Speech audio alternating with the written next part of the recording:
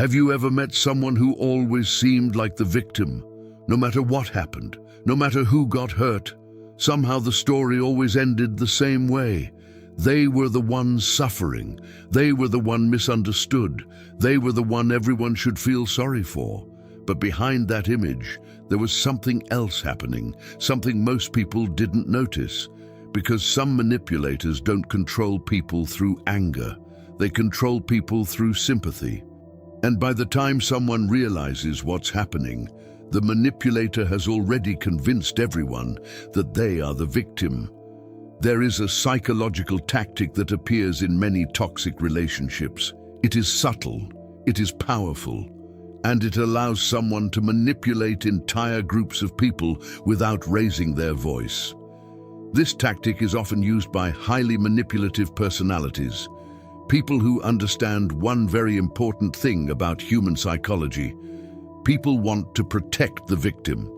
And when someone convinces others that they are the victim, they gain power. Today, we are going to look at how this tactic works, why it is so effective, and the manipulation patterns behind it. 1. The perfect victim. At first, everything seems normal. The manipulator appears kind, sensitive, even fragile. They share stories about how badly others have treated them, how people misunderstood them, how they were hurt in the past. And naturally, people feel sympathy. People want to help. They want to support someone who seems to have suffered so much. But this is where the manipulation begins, because the story is rarely complete. 2. Rewriting reality. When conflict appears, the manipulator quickly shifts the narrative. Instead of discussing the problem, they describe how the situation made them feel attacked, how unfair everything is, how others are being cruel to them. And suddenly, the focus moves away from what actually happened. Now the conversation is about protecting their feelings. This tactic quietly changes the entire dynamic of the conversation.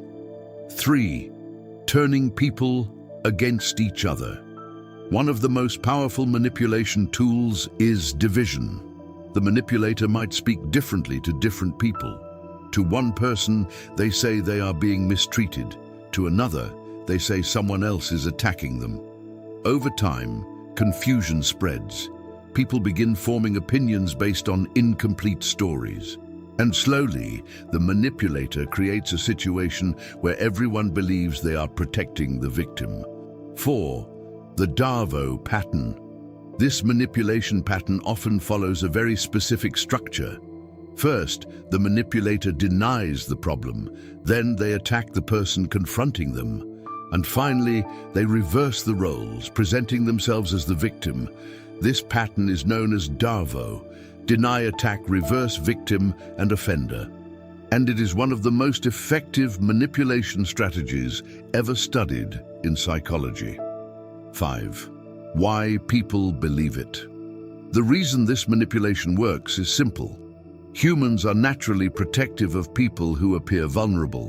When someone seems hurt, attacked, or misunderstood, our instinct is to defend them. Manipulators understand this instinct very well. They use emotion as a shield.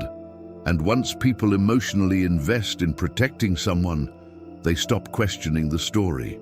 6. The moment people start to notice. Eventually, patterns begin to appear. People notice that conflicts keep happening. The manipulator always seems to be involved, but somehow never responsible. At this point, some people begin to question the situation. But by then, the manipulator has often already shaped the narrative, and challenging that narrative becomes extremely difficult. Manipulation does not always look aggressive. Sometimes it looks like vulnerability. Sometimes it looks like someone who constantly needs protection. But when the same person is always the victim, and everyone else becomes the villain, it may be time to look more closely at the story. Because in many cases, the person who appears to be the victim is actually the one controlling the narrative. What makes this kind of manipulation so dangerous is how slowly it unfolds. At first, Nothing seems unusual.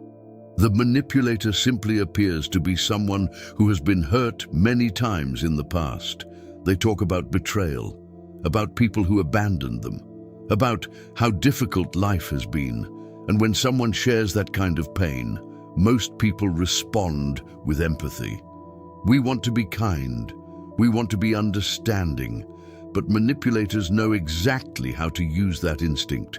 They understand that the more sympathy they receive, the less people will question their behavior. And over time, sympathy becomes a powerful shield. Whenever conflict appears, the manipulator does not focus on the problem.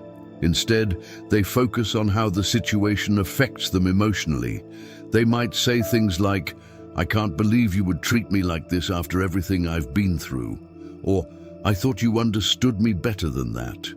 Statements like these redirect the conversation.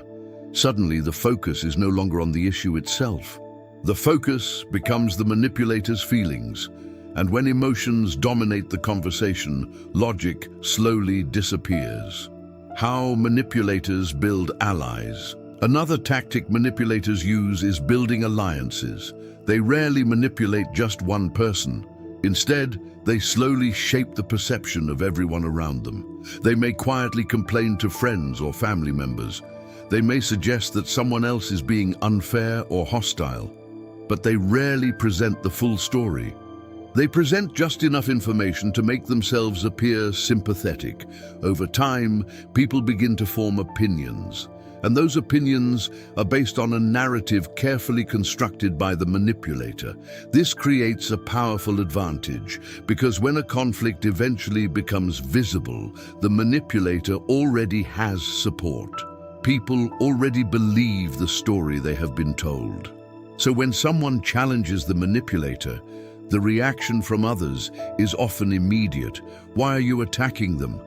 They've been through so much. They're just trying their best." And in that moment, the manipulator's position becomes stronger. The confusion effect. One of the most powerful results of this behavior is confusion. The person confronting the manipulator begins to doubt their own experience. They start asking themselves difficult questions. Am I being unfair? Did I misunderstand something? Maybe I overreacted. This internal doubt weakens their ability to stand firm. And that is exactly what manipulators want, because once someone begins questioning their own perception, the manipulator gains control of the narrative. The conversation becomes impossible to resolve, not because the truth is unclear, but because the manipulator constantly reshapes the story. The moment of clarity. Eventually, something changes. People start noticing patterns. They notice that the manipulator is involved in conflict again and again. They notice that the stories never quite match reality. And slowly, the image of the permanent victim begins to crack. This moment is often uncomfortable, because realizing that someone has been manipulating a situation can feel shocking. But clarity is powerful. Once someone recognizes the pattern, the manipulator loses their greatest advantage: control over the story.